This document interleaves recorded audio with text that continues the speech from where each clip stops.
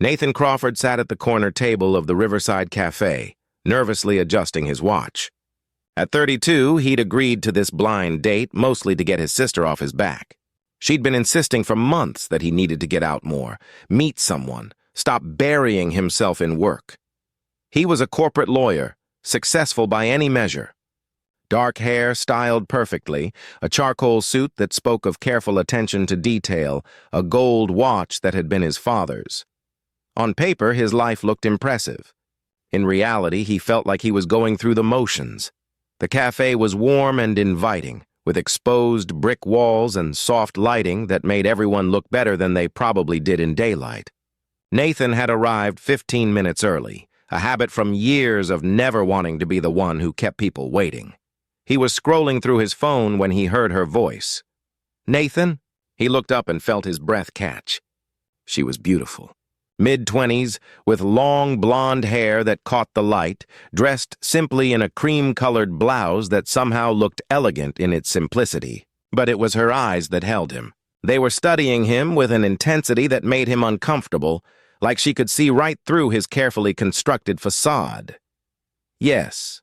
Hi. You must be Claire," he said, standing quickly and offering his hand. She took it, her grip firm, her smile polite but guarded. "Thank you for agreeing to this. I know blind dates can be awkward." "No, it's fine. Really. My sister speaks very highly of you." They sat down. A server came by to take their order. Nathan suggested the house specialty coffee, and Claire agreed. The first few minutes passed in the typical awkward small talk that accompanies any first meeting between strangers. Claire asked about his work. He gave his practiced explanation of corporate law, making it sound more interesting than it usually felt.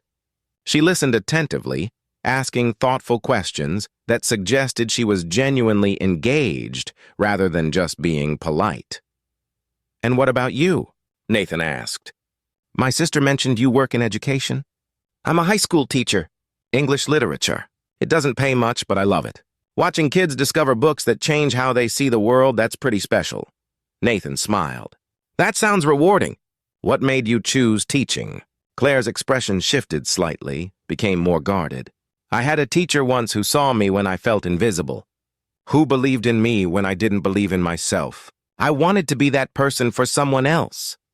There was weight behind her words, a story she wasn't telling. Nathan found himself curious, wanting to know more. But before he could ask, Claire leaned forward slightly, her eyes searching his face. "Can I ask you something?" "Of course." "You don't remember me, do you?" The question landed like a stone dropped in still water. Nathan felt confusion ripple through him. He studied her face more carefully, looking for something familiar, some trigger of recognition. But there was nothing. He was certain he'd never met this woman before. "I'm sorry, I don't understand." "Have we met?" Claire's smile was sad, knowing. 15 years ago. We went to the same high school, Westfield Academy." Nathan's mind raced back. Westfield Academy. He'd gone there for his junior and senior years after his family moved to the city. But that was a lifetime ago. He'd been a different person then. Popular, confident, captain of the debate team, dating the head cheerleader. Those 2 years had been some of the best of his life. "I was there," he said carefully. "But I'm sorry I don't remember you. Were we in classes together?" "A few. But we weren't exactly in the same social circles." "You were Nathan Crawford, golden boy. I was Claire Morrison, the scholarship kid who sat in the back and tried not to be noticed." Claire Morrison. Nathan searched his memory but came up empty. He felt a growing sense of discomfort, sensing this conversation was heading somewhere he wasn't prepared for. "I'm sorry I don't remember," he said honestly. "There were a lot of people at that school." There were. And most of them made sure I knew I didn't belong. The girl with the second-hand clothes and the free lunch vouchers. The one whose dad was the janitor at the school. Nathan's stomach tightened. He remembered now, vaguely, that there had been a janitor with a daughter who attended. He remembered jokes, cruel jokes made by his friends. Jokes he'd laughed at, or at least hadn't stopped. "Claire, Let me finish," she said gently, not unkindly. "I need to say this. When your sister set this up, when she told me your name, I almost said no. Because 15 years ago, you were part of a group that made my life hell. Not directly, maybe. You never threw things at me or wrote cruel things on my locker, but you stood by and watched. You laughed at the jokes. And once, just once, you did something that I've never forgotten. Nathan wanted to leave, to escape this confrontation with a past he'd barely thought about. But something kept him in his seat. Maybe it was the way Claire was looking at him, not with anger, but with something more complicated. Sadness, perhaps, or maybe just the need to be heard. It was spring of your senior year, Claire continued. There was a big party at Jessica Winter's house. Her parents were away. Everyone who was anyone was going. I wasn't invited, obviously, but I had to work that night anyway, cleaning offices downtown with my dad. We needed the money. Nathan remembered that party. It had been legendary, the kind of night that felt important when you're 17, and everything feels like it matters more than it actually does. I was walking home from the bus stop around midnight, still in my cleaning uniform. I passed by Jessica's house. The party was still going. And there you were, sitting on the front steps by yourself. You looked upset about something. Your girlfriend, probably. I remember hearing you'd broken up that week. A memory flickered. Nathan did remember sitting on those steps, feeling dramatic and heartbroken the way only a 17-year-old can. I walked past, trying to be invisible like always. But you looked up and saw me. I thought you'd say something cruel or call your friends to come laugh at the poor girl in the cleaning uniform. But you didn't. Claire's voice softened. You asked if I was okay, if it was safe for me to be walking alone that late. I said I was fine, that I lived nearby, and then you did something that confused me so much. You pulled a $20 bill from your wallet and tried to give it to me. You said, "Take a cab home." It's not safe. Nathan had no memory of this. None at all. But he could picture himself doing it, drunk and emotional and trying to feel like a good person. I didn't take it, Claire said. I was too proud, too angry at you and everyone like you. I said I didn't need your charity. And you know what you said? Nathan shook his head, afraid to hear it. You said, "It's not charity. It's just one human being looking out for another. Please. It would make me feel better." And you looked so genuine, so concerned, that I took it. I took the cab home, and I cried the whole way because I couldn't reconcile the boy who'd stood by while his friends mocked me with the boy who'd just shown me unexpected kindness. The cafe felt too warm. Nathan's collar felt too tight. He didn't know what to say. "Why are you telling me this?" he asked quietly. Claire took a sip of her coffee, which had long since grown cold. "Because when your sister told me about you, described you as this successful lawyer who seemed lost, who worked too hard and never let anyone in, I wondered if you remembered that night. If you remembered me. And when I saw you sitting here looking so perfectly put together and so completely alone, I knew you didn't." "I'm sorry," Nathan said, and meant it. "I'm sorry I don't remember. I'm sorry I was part of something that hurt you. I was 17 and stupid and thought being popular mattered more than being kind." "I know," Claire said simply. "We all were. But here's the thing, Nathan. That moment on those steps, that small act of kindness from someone I'd written off as just another privileged kid who didn't care, it stayed with me. It made me realize that people are more complicated than the boxes we put them in. That everyone is capable of kindness, even people who've been cruel. It's part of why I became a teacher. To see the complicated humans behind the facades." Nathan felt something crack open inside him. "Your sister didn't tell you who I was?" "Oh, she did. That's why I agreed to come. I wanted to see who you'd become. If that boy who told me it wasn't charity, just one human looking out for another, was still in there somewhere." "And?" Claire smiled, and this time it reached her eyes. "I think he is.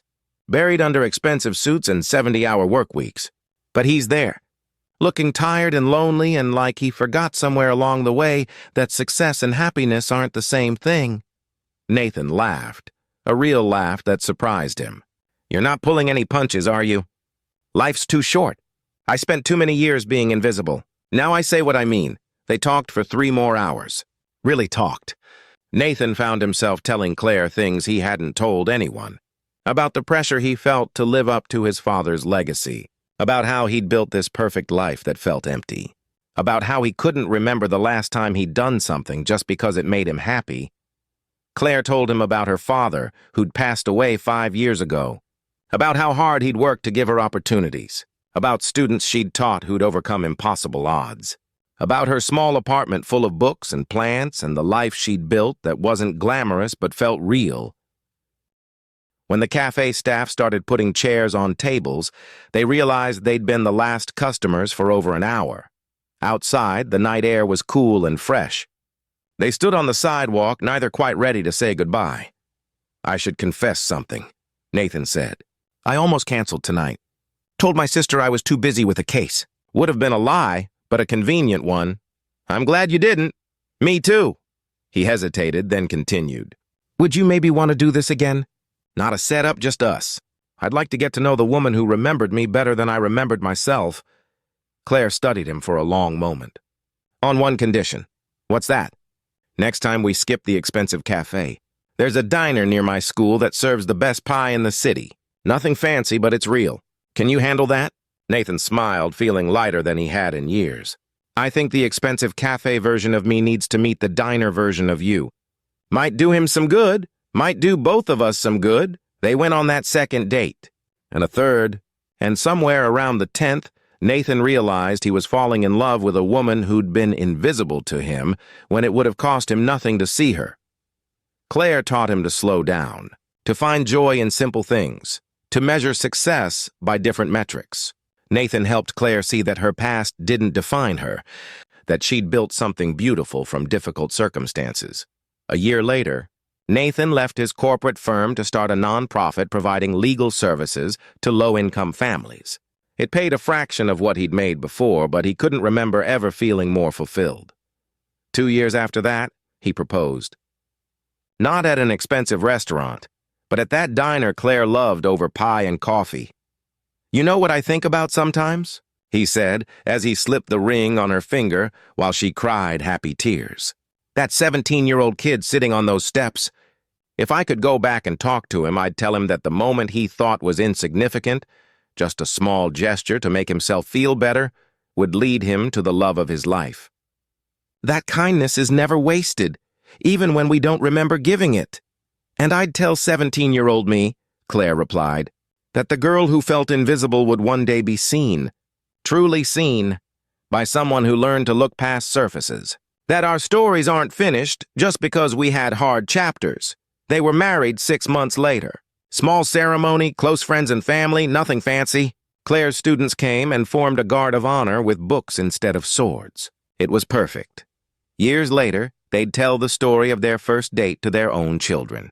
About a blind date that wasn't blind at all, but a second chance neither of them knew they needed. About how we're all more than our worst moments and our best moments. Just complicated humans trying to find our way. And sometimes, if we're very lucky, we find someone who remembers us better than we remember ourselves. Someone who sees not just who we are, but who we could be. Someone who gives us the gift of being truly known. That's not charity. That's just one human being looking out for another. And sometimes, it's everything. If this story reminded you that we're all capable of growth and second chances, please like, share, and subscribe for more stories about the complexity of being human. Leave a comment about a time someone saw the best in you when you couldn't see it yourself. We all need those reminders.